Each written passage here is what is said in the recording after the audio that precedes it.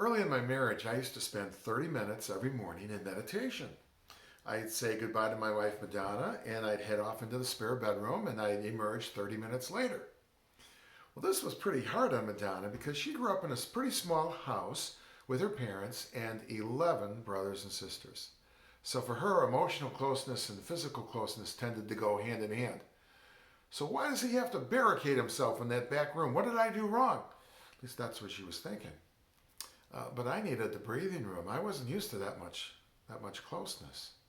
So all went well enough until the day that I was just sick of meditating back there. So I thought, well, I think I'll just flip through the old high school yearbooks. Well, that was the day that she came in.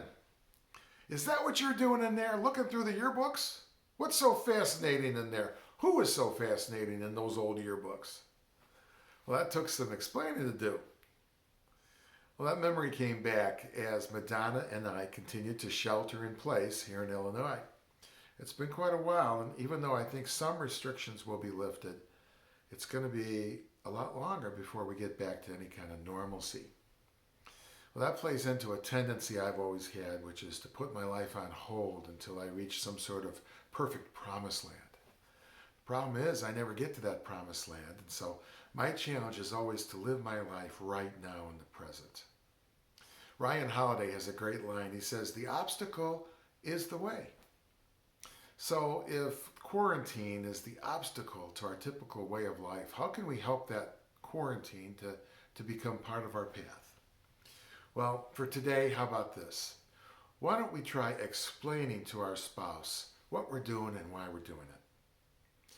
You see, I come from a long line of under-explainers.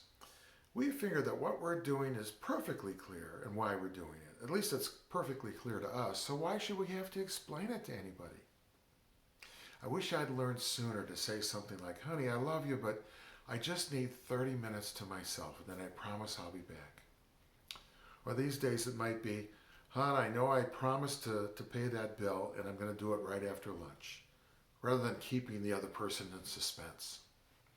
Or it might be, "Honey, I love these Jane Austen movies, but I need a change of pace. I need something with some action," rather than just sitting down and glumly flipping on the TV and watching something else. You see, we're pretty darn good observers of our spouse's behavior, but not always great interpreters. We can get it wrong. So, why don't we try explaining our actions to our spouse a little bit more so that they don't have to make up the rest of the story in their head? So give that a try and let me know how it goes. God bless you.